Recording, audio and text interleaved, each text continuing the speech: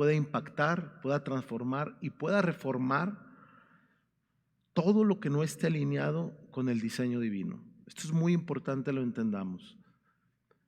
No venimos a recibir una palabra de hombre motivacional, una instrucción de esfuerzo, de obra de hombre, sino venimos a permitir que la eternidad se manifieste, iniciando en nuestro corazón y pueda reformar las áreas que Dios desea reformar para estar alineados a su propósito divino.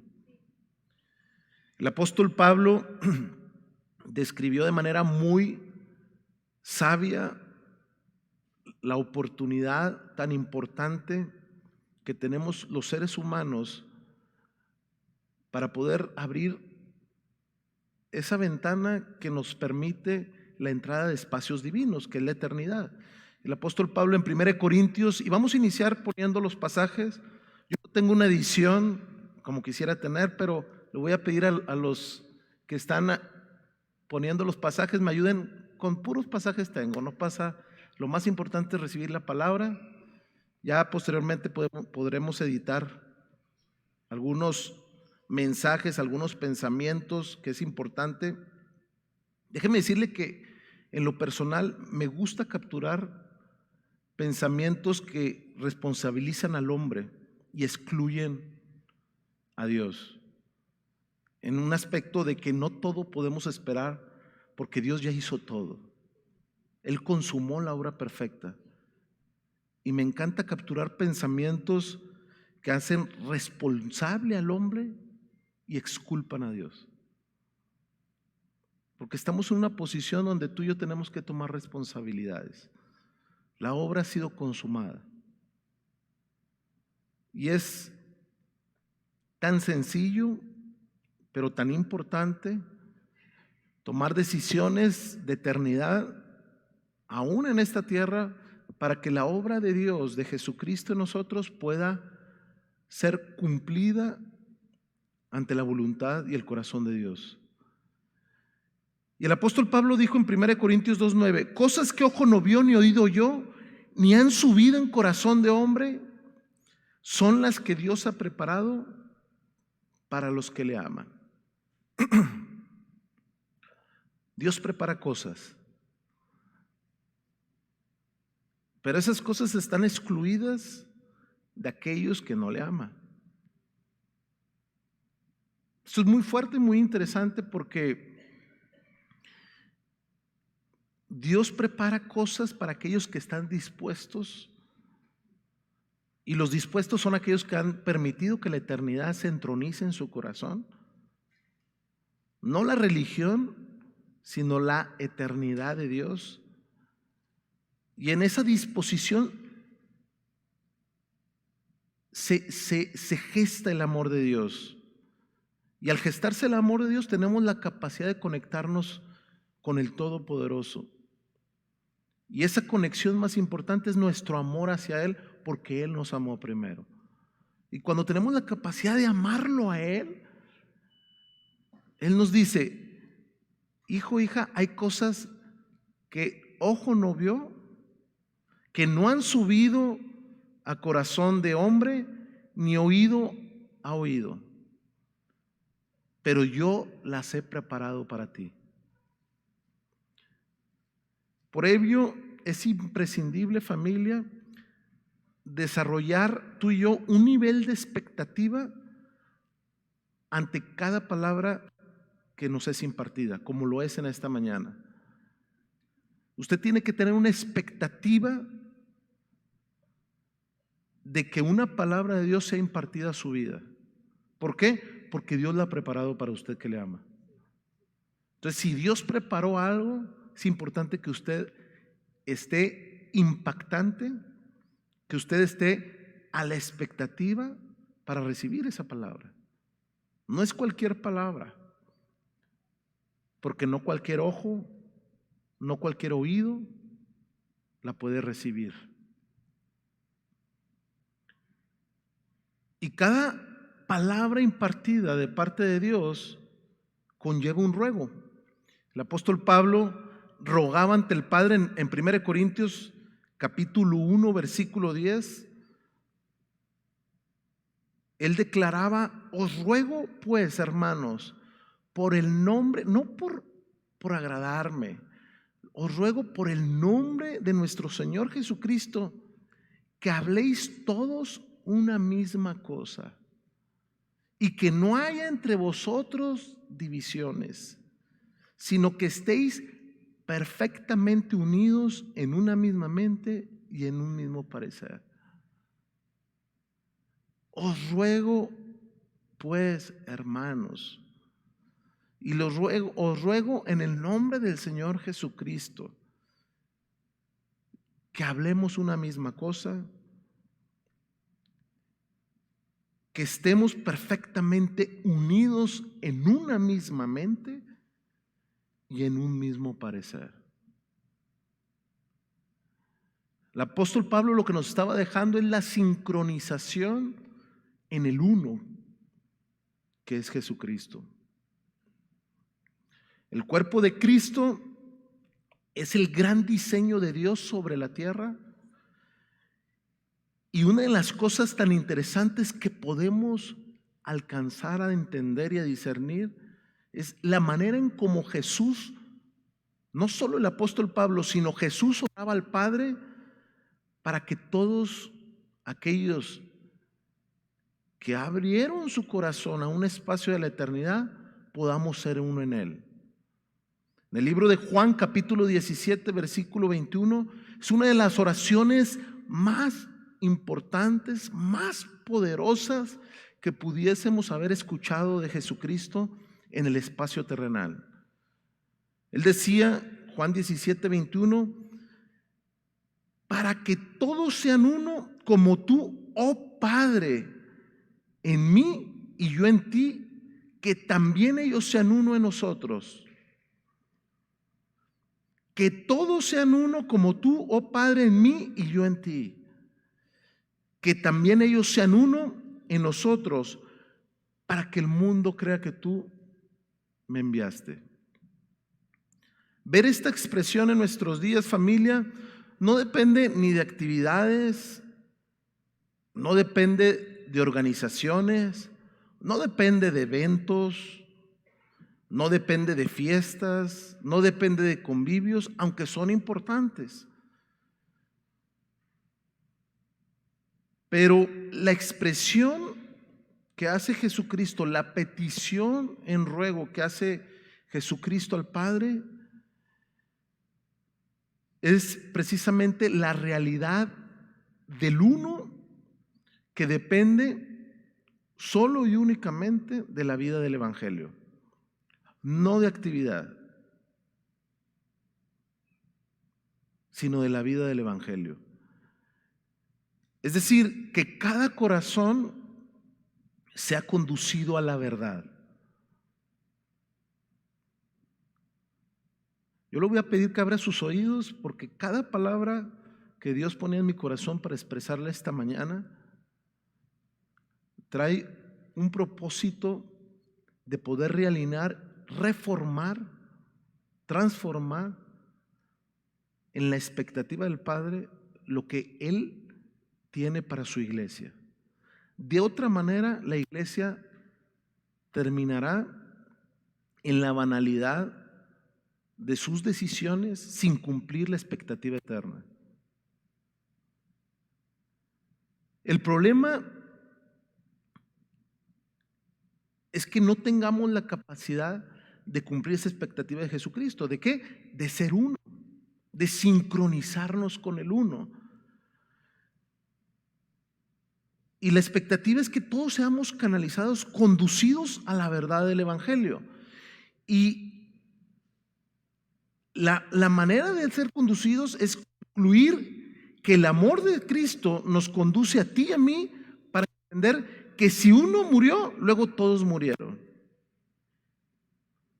Si uno murió, luego todos murieron. Y es la única capacidad que nos da para poder entrar en esa sintonía del uno, tener un mismo sentir, un mismo corazón.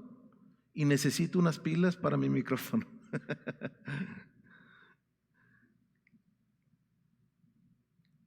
¿Cuál es la problemática de los tiempos? El problema es que tenemos evangelios humanizados. Esa es la gran problemática de los tiempos. Evangelios humanizados porque la iglesia ha concebido el evangelio para sí mismos, como algo de consumo personal, como algo que nos viene a retribuir para una zona de confort que resuelve nuestra humanidad y nuestras cuestiones personales, lamentablemente.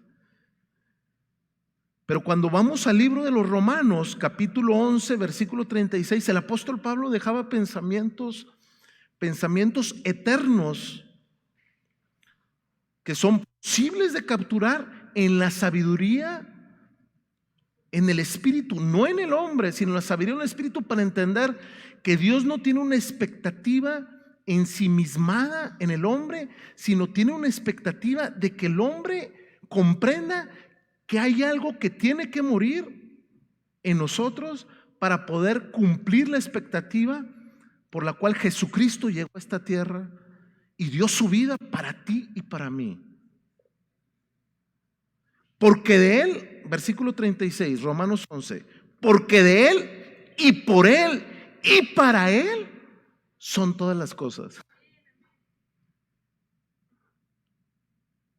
Con esto concluimos nuestro mensaje. Porque por Él, porque de Él y por Él y para Él son todas las cosas. A Él sea la gloria por los siglos de los siglos. Amén. Terminamos. Amén. Este pasaje es poderosísimo. Esto nos hace concluir que el ser humano, familia, no es el centro del evangelio. Esto es fuertísimo, pero el ser humano no es el centro del evangelio. Y apúntelo, porque yo creo que esto no lo va a escuchar en cualquier lugar, ni en internet. El ser humano no es el centro del evangelio, sino que el ser humano es beneficiado por el evangelio de vida. Y aunque esta forma de evangelio humanista pueda ser muy atractivo para la gente, para las personas, ante las necesidades humanas, las expectativas personales, porque se enfoca precisamente en el disfrute personal.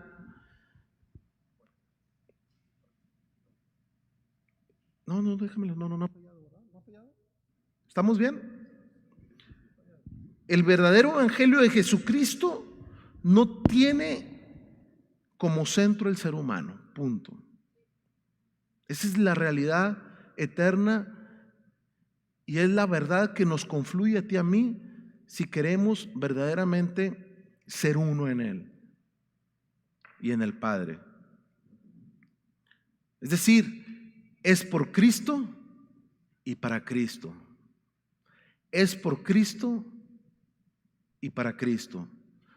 Y esa es la razón del propósito eterno. Jesús decía en el libro de Juan, capítulo 14, versículo 3, y si me fuere y os prepararé lugar, vendré otra vez y os tomaré a mí mismo. Este pasaje, ayer que lo reflexionaba, me quedé pasmado de qué poderoso es que Jesús nos diga: os tomaré a mí mismo.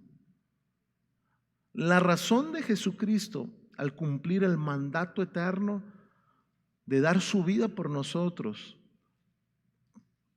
para que Él pueda traernos a una nueva vida, es porque Él venía con un propósito: tomarnos a sí mismo. No es que yo lo reciba a Él, reciba a Jesucristo en tu corazón. No, se trata de que entendamos que nosotros nos posicionamos en Él, porque Él nos toma a sí mismo. Entonces, eso de que reciba a Cristo en tu corazón, no tenemos la capacidad,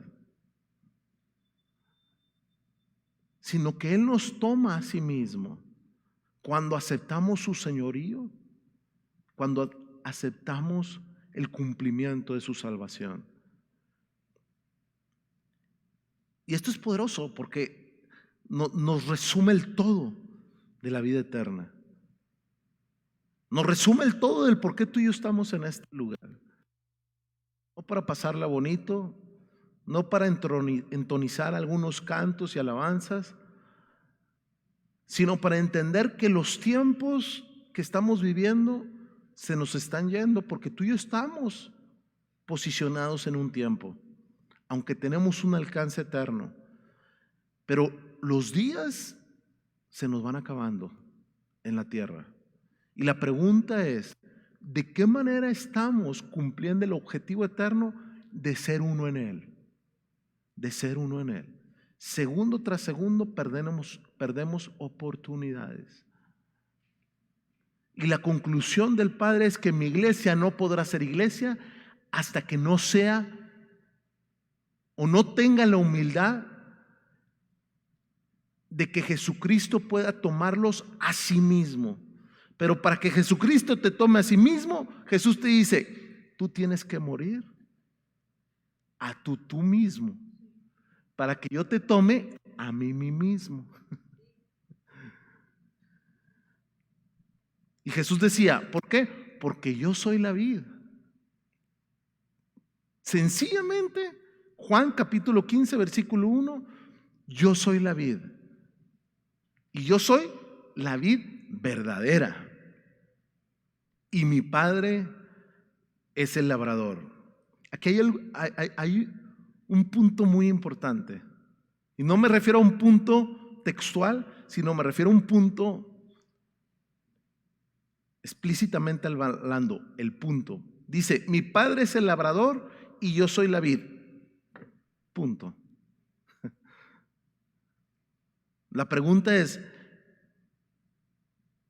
si mi Padre es el labrador, dice Jesucristo, mi Padre es el labrador y yo soy la vid. Jesús nos está diciendo, mi Padre quiere algo y solo yo se lo puedo dar. Mi Padre quiere algo y solo yo, dice Jesucristo, se lo puedo dar.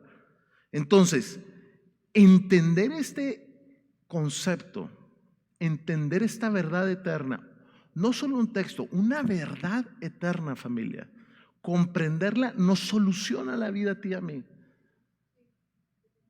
Nos soluciona la vida. Y la gran problemática de los tiempos es no entender, capturar esta verdad y vivirla en nuestra mente, en nuestras decisiones. Pero esta verdad eterna resuelve nuestra vida en esta tierra. Y nos sintoniza y nos sincroniza en el uno, en la unidad. Es decir, entender este pasaje nos está diciendo que el Evangelio de Jesucristo está dirigido al Padre en su expectativa y al Hijo como único proveedor de esa expectativa. Como único proveedor. ¿Por qué? Porque Él es la vid. Entonces yo no soy la vid. No, Carlos, tú no eres la vid.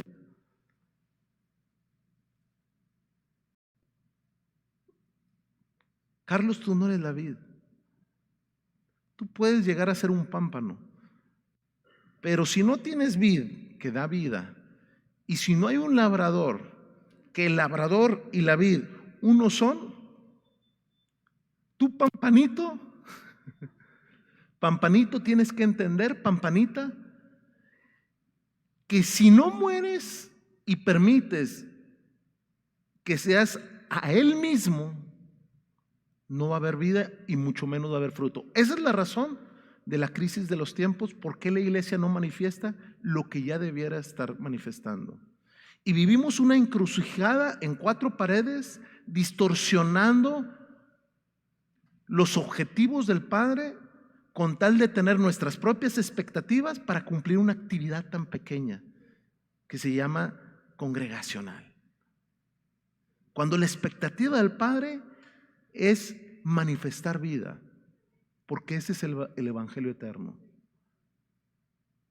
Que manifestemos la vida de Dios. ¿Dónde? En el mundo. Para que el mundo conozca que Jesucristo es el enviado por el Padre. Entonces, ¿en qué se resume 30 minutos de cantarle, alabar a Dios? ¿En qué se resume un tiempo de recibir una palabra eterna? ¿En qué se resume hacer una actividad? ¿En qué se resume tener una fiesta del 16 de septiembre? ¿En qué se resume? Muy sencillo, en que tú y yo entendamos que a pesar de todas esas actividades, si no nos vaciamos, si no comprendemos que Dios nos está llamando a ser uno en Él, toda actividad será en vano y no cumpliremos el plan y el objetivo agradable y perfecto de Dios.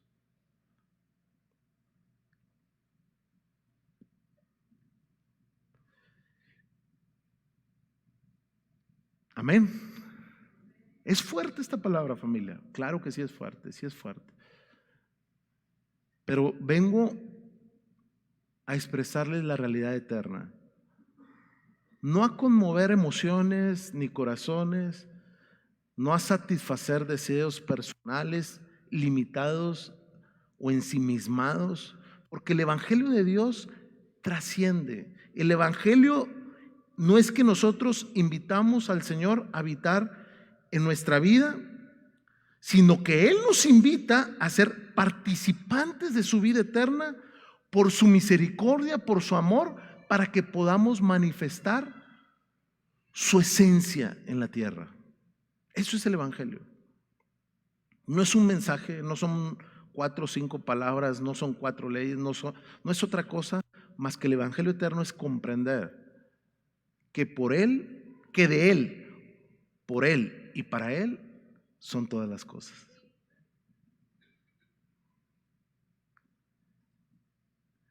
Y la buena noticia no es que ustedes son labradores, es lo que nos está diciendo el Padre, y que ustedes, y que yo venga a darles el fruto que ustedes desean, sino que estando todos destituidos de la gloria de Dios, Él ha venido a traernos vida y que podamos y volvamos a ser cercanos a Él para constituirnos personas productoras que engendran fruto para dar vida. Productores, no consumidores. Productores, no consumidores. ¿Por qué? Porque ser consumidor, familia, es sinónimo de concupiscencia. Vuelvo a repetir, consumidor es sinónimo de concupiscencia. Cuando yo llego con una serie de frustraciones, una serie de problemáticas, de ansiedades, de deseos, y solo pido para satisfacer mis necesidades personales, no es otra significado más que concupiscencia personal. Concupiscencia no solo son deseos o placeres sexuales o lasciviosos, sino son deseos o placeres ensimismados, carnales.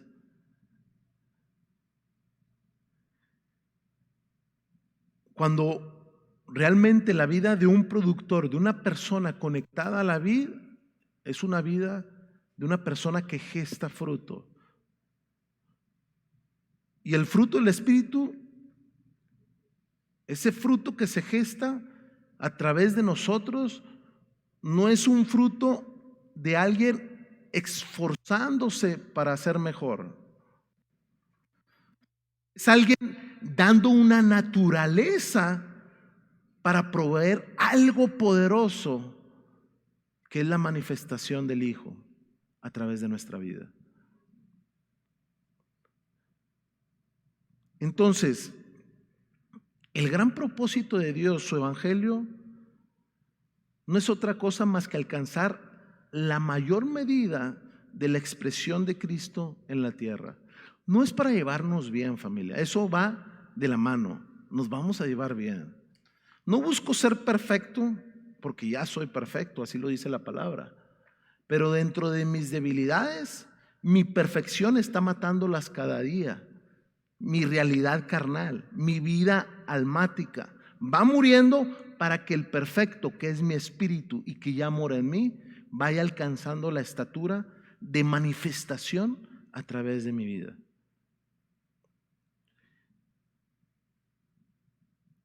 Y esto no se trata de buscar una genialidad de cómo buscar mejores estrategias para hacer las tareas, para hacer la obra, para cumplir la obra ministerial, sino que eso ya fue consumado hace más de 1000 años en la tierra, hace más de 2000 años, perdón.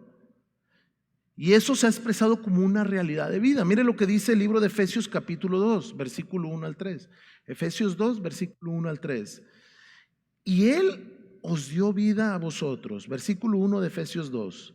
Y Él os dio vida a vosotros cuando estabais muertos en vuestros delitos y pecados, en los cuales anduvisteis en otro tiempo. ¿Cómo? Siguiendo la corriente de este mundo.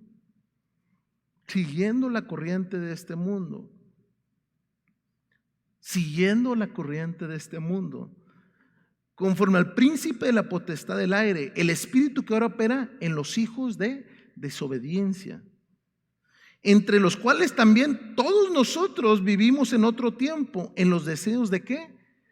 De nuestra carne, haciendo la voluntad no de Dios, sino de la carne y de los pensamientos, y éramos por naturaleza hijos de ira, lo mismo que los demás. Pero Dios, que es rico en misericordia, por su gran amor con que nos amó, aún estando nosotros muertos en pecado, en pecados, nos dio vida juntamente con Cristo. Nos dio vida juntamente con Cristo. Nos dio vida juntamente con Cristo. Por gracia sois salvos. Y juntamente con Él nos resucitó. Juntamente con Cristo nos dio vida y juntamente con Él nos resucitó.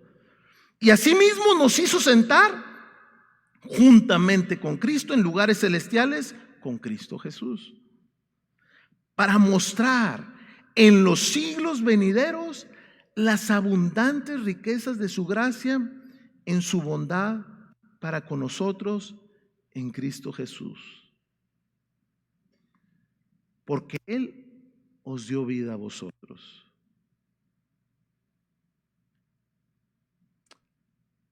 El apóstol Pablo siempre en sus cartas trataba de buscar la unidad del cuerpo de Cristo, en que la iglesia lo entendiera, que la iglesia lo viviera, porque entender el evangelio es entender que el evangelio es una persona, no es un mensaje solamente, no es un texto, el evangelio es una persona.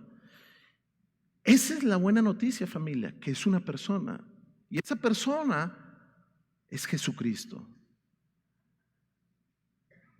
Porque entender lo que nos está hablando la palabra en este contexto es entender que Él no vino a darnos, que Dios nos dio perdón, que Dios nos dio su salvación, que Dios nos dio su resurrección, que Dios nos dio dones, que Dios nos dio talentos, como esperando recibir aspectos de Dios, porque Él en su querer los envía a la tierra. Déjame decirte que esa es la mayor religiosidad que podríamos esperar como creyentes.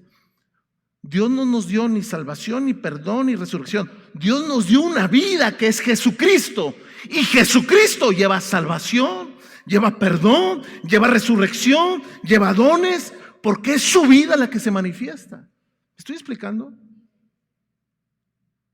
Entonces no es que yo le pida a Dios, dame tu perdón. No, es que tú y yo necesitamos su vida, porque su vida es la que manifiesta el perdón en nosotros.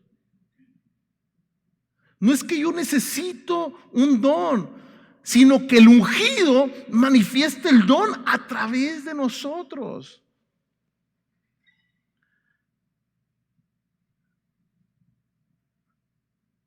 Cristo, familia, es la vida.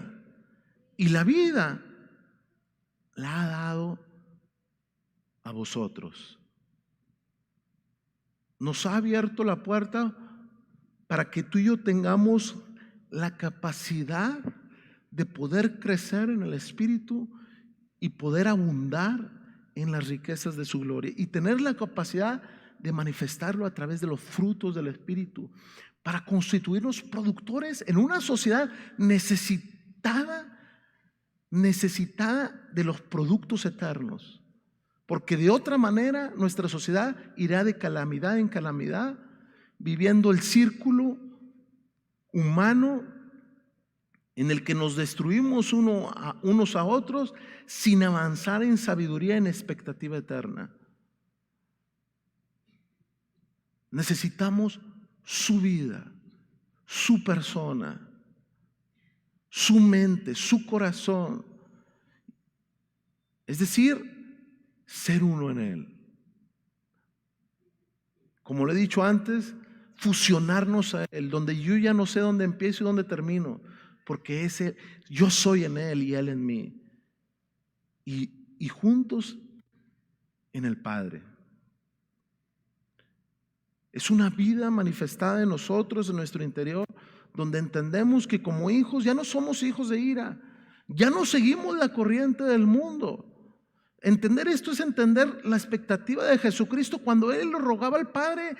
Necesitamos ser uno en Él. Y déjeme decirle que a veces confundimos por religiosidad porque no lo entendemos.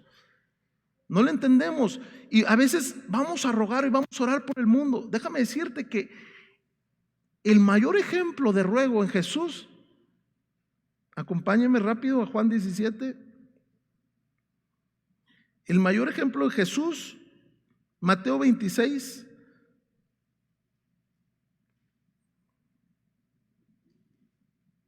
Perdón, es Juan 17. Me llama la atención que Jesús rogaba por algo que a veces la iglesia ruega y no entendemos porque no le conocemos. Mire lo que con Juan 17 versículo 9 rogaba Jesús. Muchas veces nosotros vamos a orar por el mundo, vamos a orar y Jesús decía: no ruego por el mundo, sino por los que me diste. Fíjese las oraciones y los ruegos de Jesús. No ruego por el mundo, sino por los que me diste. Vamos a rogar por el mundo, vamos a orar por todo el mundo. Un entendido entiende que las oraciones eternas son en comprensión de lo que emana de la voluntad del Padre en el Hijo. Y cuando emana de la voluntad del Padre, tú entiendes que Dios tiene una expectativa en sus hijos. Que aunque Dios tuvo un amor para con el mundo, Jesús rogaba por un equipo, por una iglesia capaz de poder manifestar su vida en el mundo para alcanzar la expectativa del Padre.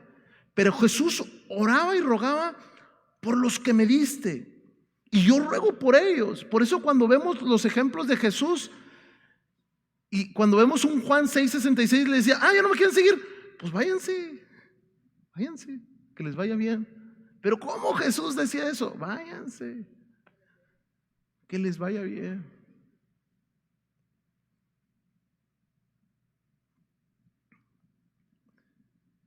Siempre el apóstol Pablo buscó la unidad en el cuerpo de Cristo, porque entendía el apóstol Pablo que la única unidad era Cristo, la vida que Él nos dio a vosotros, a nosotros.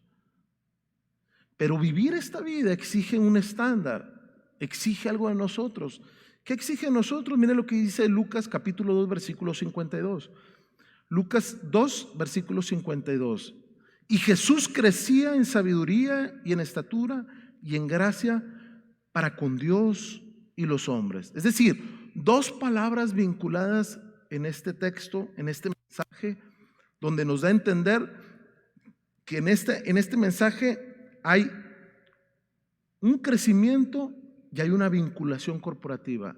Hay un crecimiento y tiene que haber una vinculación con Dios y para con los hombres. Pero este crecimiento tiene que ser un crecimiento en sabiduría, en estatura espiritual, no física, y en gracia. Y la vinculación a ese crecimiento tiene que ser la vinculación corporativa. Es decir, vinculados en el uno, con Dios y con el hombre. Ser uno en Él. Entender esto es entender que un pacto nos gobierna. Entender un pacto que determina nuestro gobierno. Y ese pacto está en el Hijo, en Jesús. Entonces yo entiendo que hay algo en mí que cuando yo tengo la capacidad de comprender el mensaje del Evangelio del Padre, que es una vida, que es una persona, no es una serie de elementos dadivosos del cielo a la tierra, sino que es una persona que vino, dio su vida para remisión de nuestros pecados, transformando nuestra naturaleza por darnos su naturaleza, para una conexión celestial donde el Padre derrama su amor, su misericordia y su gracia para cumplir una expectativa eterna. ¿Cuál? Dar un fruto, el fruto eterno que es la vida del Hijo a través de nosotros. Y la vida del Hijo manifestada en nosotros se constituyó en un pacto.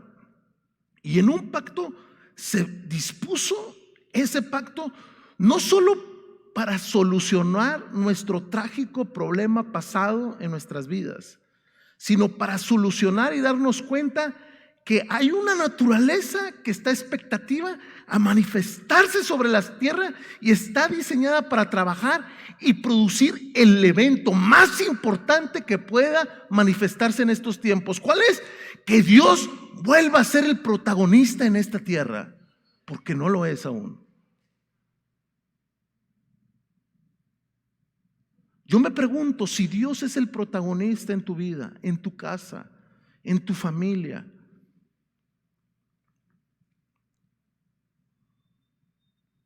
en nuestras vidas,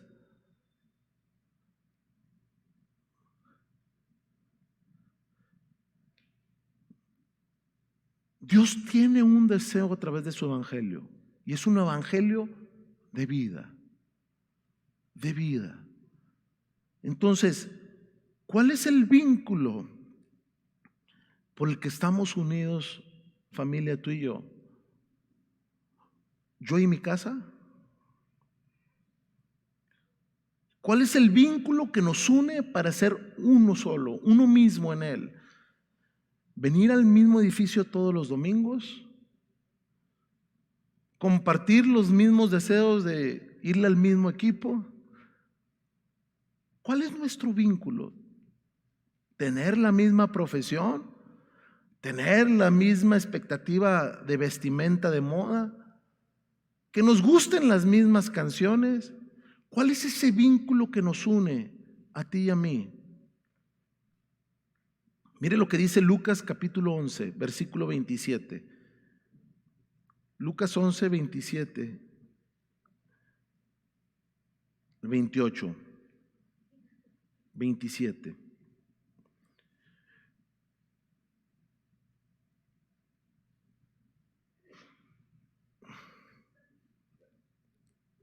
Versículo 28. Tal vez lo apunté mal el pasaje.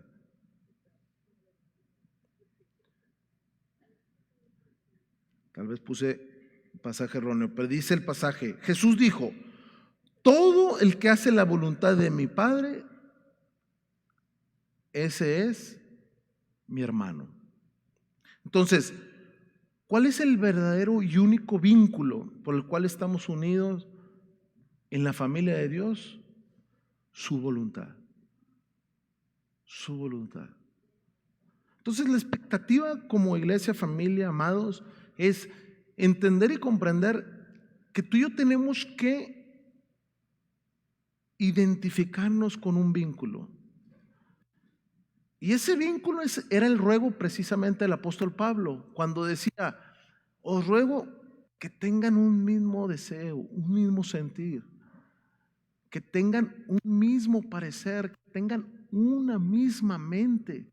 Ese es mi mayor ruego al Padre, que no haya divisiones, diversificaciones en la familia de Dios, en el cuerpo de Cristo, porque de tal manera es imposible que el cuerpo de Cristo se manifieste en la expectativa del Padre como debiese manifestarte.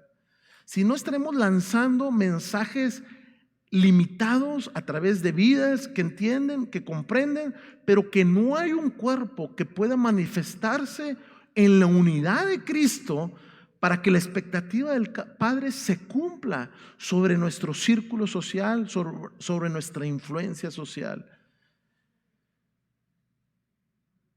Todo el que hace la voluntad de mi Padre, ese es mi hermano, ese es mi hermano.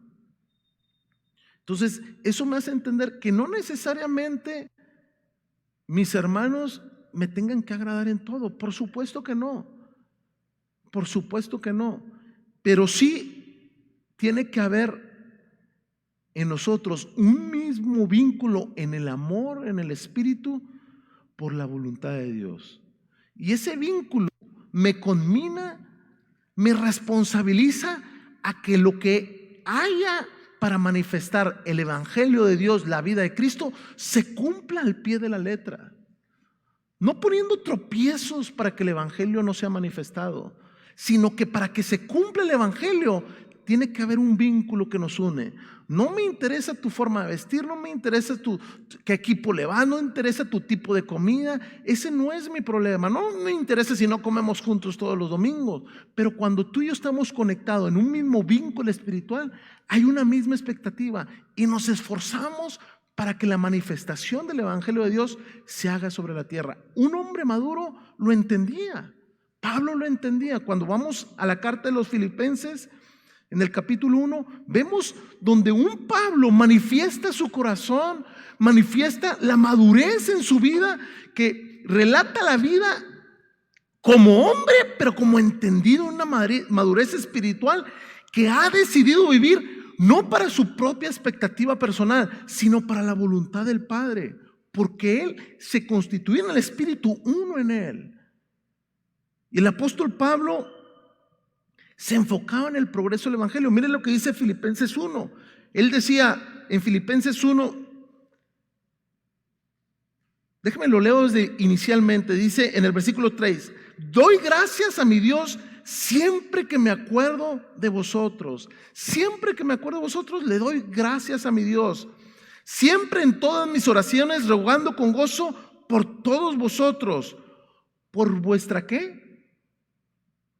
Comunión, versículo 5, por vuestra comunión en el evangelio. Desde el primer día hasta ahora, estando persuadido de esto, que el que comenzó en vosotros la buena obra, la perfeccionará hasta el día de Jesucristo.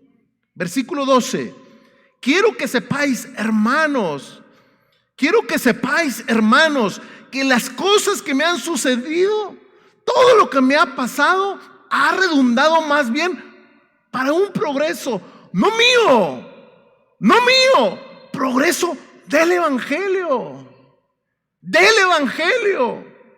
De tal manera que aún mis prisiones, que se han hecho patentes en Cristo, en todo el pretorio y a todos los demás, y la mayoría de los hermanos, cobrando ánimo en el Señor con mis prisiones, se atreven mucho más a hablar la palabra sin temor. Cobrando ánimo con mis prisiones. Pero no importa, porque yo he decidido vivir para algo, para que se manifieste el evangelio de Dios. No para agradar ni mi propia vida, no para agradar ni mi propia persona. No se trata de que yo tengo que decidir qué voy a hacer en mis próximos días. Se trata de entender que yo ya entendí desde el día que recibí a Cristo que esto no termina hasta que el Señor diga.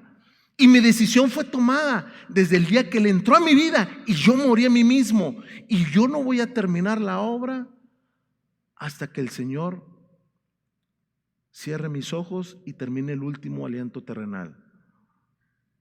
Pero aún así mi espíritu seguirá en Él, cumpliendo su expectativa. Así es que en un corazón maduro está el entendimiento que esa es la voluntad de mi Padre. No se trata de mí, sino que la voluntad de mi Padre es que a pesar de mis prisiones, a pesar que los demás se burlan, a pesar de que hay divisiones, a pesar que me critican, a pesar de que hay algo en sus corazones, mientras esto redunde en progreso de algo mayor que yo busco, porque es mi causa, porque es el ideal por el que yo decidí vivir, que es el progreso del Evangelio de Cristo. Gloria a Dios, gloria a Dios. Dale un fuerte aplauso al Rey de Reyes. Gloria a Dios. ¿Por qué? Decía el apóstol Pablo, versículo 21, porque para mí el vivir es Cristo y el morir es ganancia. La mayoría de las cartas del apóstol Pablo eran profundas, que precisamente siempre daban una enseñanza al Espíritu, pero en Filipenses vemos una gran diferencia porque Pablo está abriendo su corazón a la iglesia. Está abriendo su corazón respecto de las situaciones que estaba viviendo. Un hombre apasionado por la causa, un hombre que dice: no me importa lo que vaya a pasar conmigo, lo que esté pasando, importa si que lo que pasa suma al proceso del Evangelio. ¿Por qué? Porque es la voluntad de mi Padre. Y como yo he engendrado y como yo vivo para esa voluntad, yo tengo la expectativa de que Filipenses haya una iglesia que se vincule conmigo por la misma voluntad. Pero esa voluntad nos conmina a que renunciemos a nosotros mismos. Nos conmina a que yo muera. Nos conviene entender el punto que Él es el labrador y que Él es la vid verdadera. Nos conviene entender que sin Él nada podemos hacer. Nos conviene entender, pero que en Él yo tengo vida, yo tengo perdón, yo tengo salvación, yo tengo resurrección. Yo puedo cumplir la voluntad de mi Padre y su voluntad, a pesar de lo que me pase, a pesar de lo que suceda, mientras vaya en progreso. Ese es mi propósito de vida. Un hombre maduro. Un hombre que a pesar que había división, entendía que a pesar de que había división, no podría romperse ese vínculo que es la voluntad del Padre. El vínculo que nos une. El vínculo que nos une. Y él tenía una gran razón y un gran motivo para dar gracias. Doy gracias a mi Dios siempre que me acuerdo de vosotros. Cuando él pensaba en la iglesia de Filipos, él encontraba una gran razón para orar, para agradecer a Dios, para darle todo el agradecimiento de corazón. Y decía: doy gracias. ¿Por qué? Por vuestra comunión en el Evangelio. Por vuestra comunión en el Evangelio. ¿Y cuál es esa comunión en el Evangelio? Si el Evangelio es una persona, si el Evangelio es una vida, por vuestra comunión en Jesucristo. Por vuestra comunión en Jesucristo, donde ya no somos nosotros, sino somos en Él, porque es de Él, porque es por Él y porque es para Él. Amén. Amén. Dale un fuerte aplauso al Rey.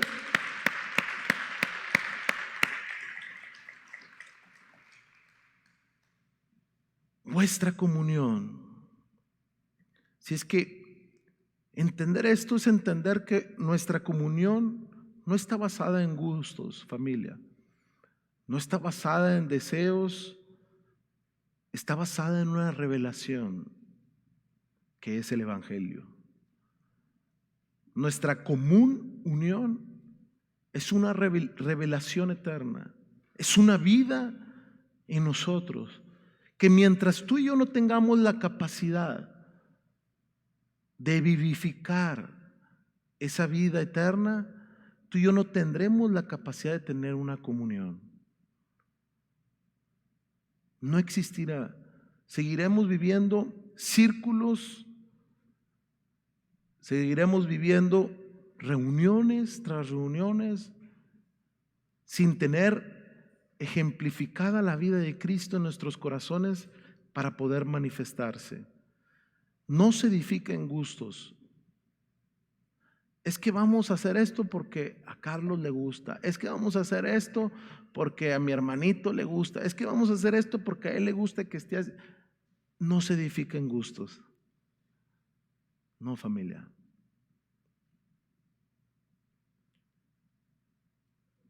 El gozo de Pablo era la comunión del evangelio. Él no estaba hablando de progresos personales. Él estaba hablando del progreso del evangelio. Que nosotros podamos tener el deseo que usted progrese en su vida personal, almática, económica. Por supuesto que sí. Pero déjeme decirle que la solución de su progreso está en que una vida esté en usted.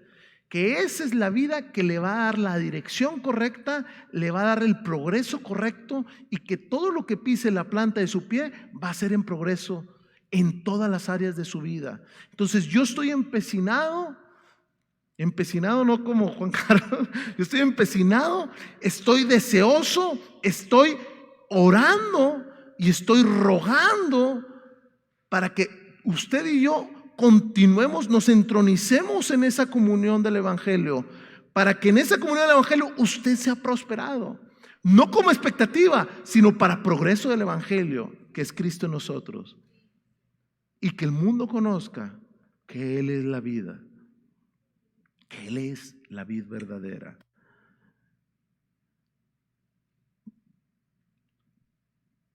Que Él comenzó en vosotros, mire lo que dice el versículo 6, estando persuadido de esto, que Él comenzó en vosotros la buena obra, la perfeccionará hasta el día de Jesucristo. Muchas veces podemos extraer este texto en una promesa individual, pero cuando leemos nos damos cuenta que es una promesa corporativa. Él comenzó en vosotros. Él comenzó en vosotros. ¿Dónde el evangelio está siendo perfeccionado, familia? En una mentalidad de comunión del evangelio. Ahí es donde el evangelio está siendo perfeccionado, donde los santos no pensamos de manera individual, sino como creyentes tenemos una mentalidad y un entendimiento de lo que es la comunión del evangelio. Tal vez, ¿por qué no Dios no nos ha abierto las puertas para manifestar ese evangelio? ¿Por qué no hemos hecho tal vez esas brigadas? Porque tal vez Dios estará trabajando en nuestra comunión del evangelio. Entender que primeramente tenemos que tener una misma mentalidad, un mismo parecer, un mismo decir, un mismo parecer, una misma expectativa, que el evangelio progrese para la manifestación de Cristo. Mire lo que dice el versículo 12: quiero que sepáis, hermanos, que las cosas que me han sucedido, yo necesito que sepan algo, e insisto, y coloca Pablo este énfasis. ¿Qué cosas, Pablo, son las que tengo que saber? ¿Qué cosas, Pablo, tengo que saber? Tengo un deseo que ustedes sepan algo, hermanos, que las cosas que me han sucedido han redundado para el progreso del evangelio. ¿Quién tiene la capacidad de decir algo semejante, familia?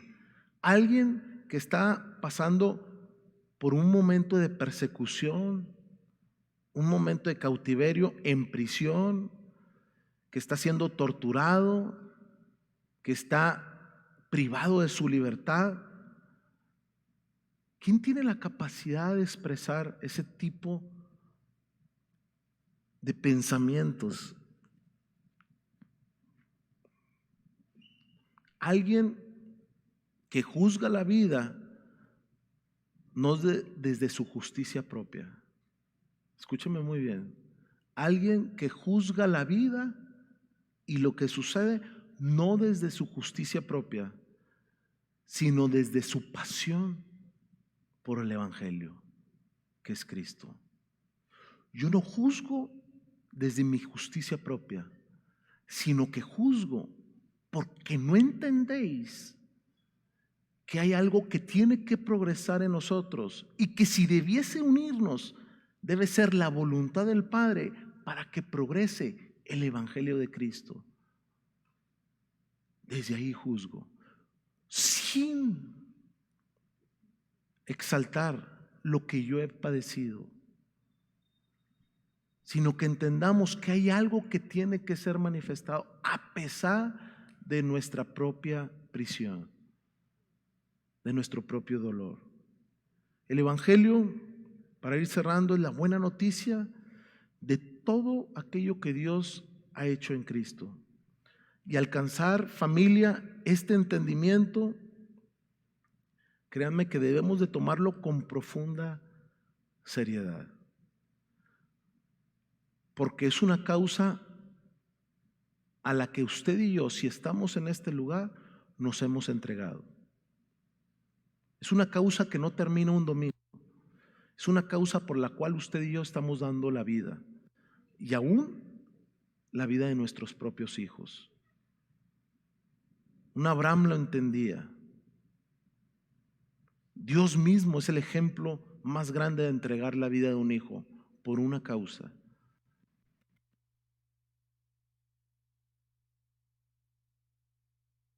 Jesús, si alguno quiere seguirme, tome su cruz y sígame. ¿Qué implica?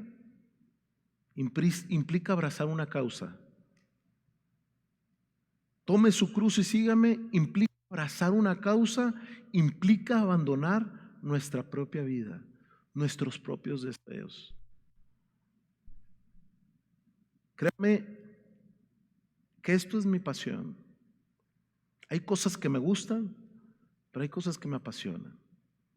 Hoy tuve la oportunidad de estar montado en una cabalgata, un precioso caballo que me consiguieron, pero yo tengo una gran responsabilidad en el cuerpo de Cristo, que no la voy a dejar por nada, por nada. ¿Por qué? Porque yo me he entregado a la causa. No hoy, no ayer, no cuando padecí una situación complicada. Yo me he entregado a la causa desde el día que lo recibí en mi corazón. No tengo que estar tomando decisiones de momento a momento. Mi decisión fue tomada desde el día que le conocí y que le conocí en la eternidad, aún en esta tierra. Mi causa está tomada, mi decisión está tomada, que a pesar que tenga responsabilidades, que tenga temas, yo tengo una causa por la cual no voy a dejar, a pesar de que tenga responsabilidades profesionales. Y no juzguemos, porque tal vez usted tenga una responsabilidad un domingo que no pueda venir. Nadie le juzga, créame.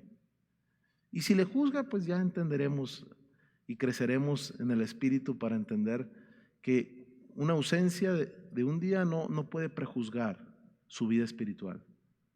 Pero si entendemos que tenemos responsabilidades y que no podemos por ningún motivo que el progreso del Evangelio se paralice. No podemos por ningún motivo, que ninguna causa, que aunque no sea necesario un micrófono, una luz, un clima, pero si podemos hacerlo, vamos a hacerlo para que haya luz, para que haya electricidad y para que usted y yo recibamos el Evangelio de la mejor manera. Y eso me responsabiliza, porque me apasiona su voluntad y porque por ello he entregado mi vida. Muchos en este lugar han tomado esa decisión. Muchos en este lugar a pesar de las dificultades en su persona, salud, en su cuerpo, vemos el gran esfuerzo que hacen por recibir una palabra. Usted no se imagina el gran esfuerzo que muchas personas hacen para que usted no se la pase bien, sino para que usted reciba algo eterno que va a transformar y va a reformar su vida para agradar a nuestro supremo Dios, que es el Evangelio, que es Cristo en su vida. Y de ello debemos de honrar, familia. Debemos de aprender a honrar el esfuerzo de las personas que hacen posible esta situación. Personas que no imaginamos muchas veces han entregado toda su vida para esta gran tarea, para esta gran obra.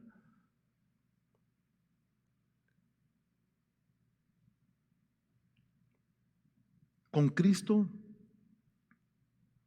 estoy juntamente crucificado y ya no vivo yo, mas vive Cristo en mí. Gálatas 2:20. Y lo que ahora vivo en la carne, lo vivo en la fe del Hijo de Dios, el cual me amó y se entregó a sí mismo por mí. Entender esto es comprender lo que dice Juan 12:25. Mire lo que dice Juan 12:25. Entender y decir, es que yo verdaderamente amo a Jesucristo. Yo verdaderamente amo a Jesucristo y yo estoy dispuesto a vivir en su causa. Déjame decirte que el que ama su vida, la perderá. Y el que aborrece su vida en este mundo, para vida eterna la guardará. Es decir, el propósito de mi muerte y de tu muerte es vivir para manifestarlo. Nuestro gran deseo y voluntad al recibir el Evangelio es morir para manifestarlo. Porque si el grano de trigo no cae, queda solo. Porque si el grano de trigo no cae, queda solo. ¿Por qué está solo? Pero si muere, lleva mucho fruto. Todos, familias, fuimos llamados a la unidad, al ser uno. Y estoy concluyendo. Vamos a pasar, les pido por favor a los levitas.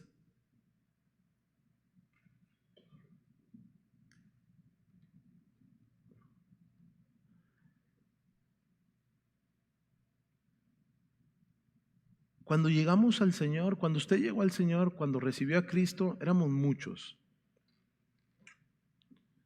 Pero de esos muchos, la expectativa del Padre es que ahora seamos una unidad. Y quiero volver a enfatizar el pasaje de Juan 17:21 cuando dice, el punto de madurez donde Jesucristo, donde la iglesia debe llegar al punto más importante y donde Jesucristo habla con el Padre y le dice, para que todos, Juan 17:21, para que todos sean uno, como tú, oh Padre, en mí y yo en ti, que también ellos sean uno en nosotros, para que el mundo crea que tú me enviaste. Ser uno en Cristo, familia, no nos va a garantizar la ausencia de conflictos. Déjame decirle algo. No nos va a garantizar la ausencia de conflictos. Los conflictos van a continuar.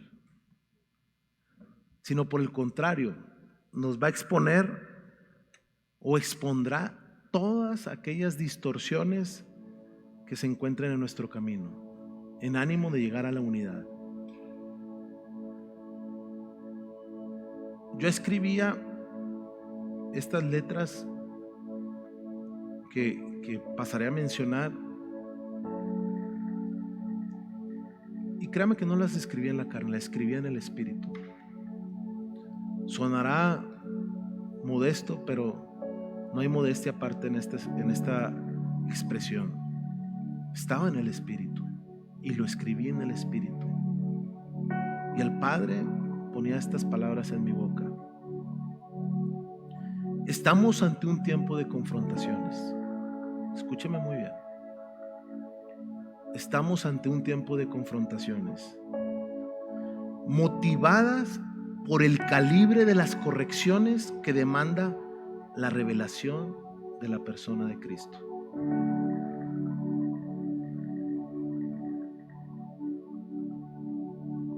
Vuelvo a leer, y se lo voy a leer como me lo ponía el Padre en mi corazón. Hijo, estamos ante un tiempo de confrontaciones, pero están motivadas por el calibre de las correcciones que demanda la revelación de mi persona, para así poder caminar en la estación en la que te encuentras. Habrá confrontaciones, vivimos confrontaciones, los conflictos no van a terminar, pero la demanda es para corregir. Todo aquel que desea que la vida eterna se manifieste tiene que ser sujeto a ser confrontados o corregir. En cada etapa de nuestras vidas hay correcciones.